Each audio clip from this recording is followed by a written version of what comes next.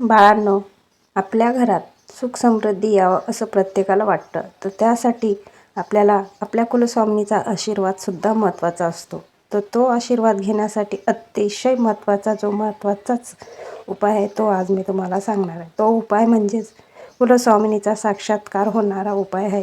तर त्यासाठी तुम्हाला देवपूजा झाल्यावर 43 दिवस ही सेवा करायची आहे. 43 दिवस तुम्हाला ही सेवा करताना मनातले सगळे वाईट विचार काढून टाकायचे आणि माझ्यावर श्रद्धा ठेवून जो उपाय आहे तो नक्की श्रद्धेने आणि मनाने करा. तो उपाय करताना तुम्हाला एक वाटी घ्यायची. एका वाटीमध्ये शुद्ध भीमसेनी कापूर घ्यायचा आहे. तो कापूर शुद्ध गाईच्या तुपात बुडवून देवघरासमोर बसून ओम नमो भगवते वासुदेवाय नमः 11 वेळा बोलायचे आणि ओम श्री कुलस्वामिनी नमः 11 वेळा असं नामस्मरण करायचे. त्यानंतर त्यावर पिवळी मोहरी टाकायची आणि ते प्रज्वलित.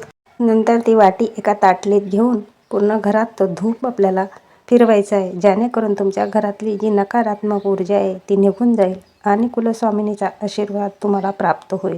हा उपाय तुम्हाला 43 दिवस लगातार करायचा आहे, ज्याने तुमच्या मनातले जे भय, कष्ट, चिंता, संकट सगळे दूर होतील आणि कुलस्वामिनी भरभरून तुम्हाला, तुमच्या कुटुंबावर, तुमच्या लेकराबाळांना आशीर्वाद देईल.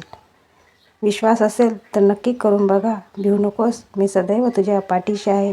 ही गोष्ट नक्की लक्षात ठेवा. श्री गुरुदेव दत्त.